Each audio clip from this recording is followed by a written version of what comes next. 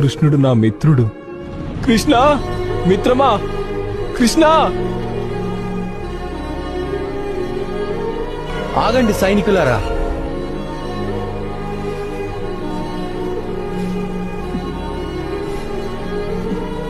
ప్రాణ స్నేహితుడు ఇతనే నా సుధామ.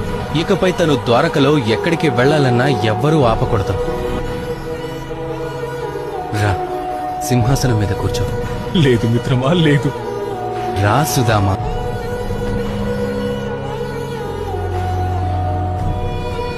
వద్దు మిత్రమా, అంత పని చెయ్యొద్దు కృష్ణ. ఇది నాకు ఆనందాన్ని ఇస్తుంది.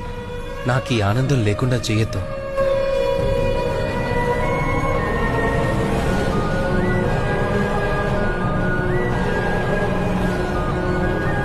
అన్నట్టు మిత్రమా, నువ్వు వచ్చావంటే ఉత్త చేతులతో అయితే వచ్చుండవు కదా. చెప్పు, ఏం తీసుకొచ్చావో. ఇంట్లో కేవలం పిడికెడు అటుకులు మాత్రమే మిగిలాయి. అవే తీసుకొచ్చాను మిత్రమా. అద్భుతం. నాకు ఈ విందు భోజనాలేవి ఆకలి తీర్చవు సుధామా. ప్రేమ నిండిన మనసుతో పిడికెడు అటుకులు పెట్టినా ఈ కృష్ణుడు సంతృప్తి చెందుతాడా?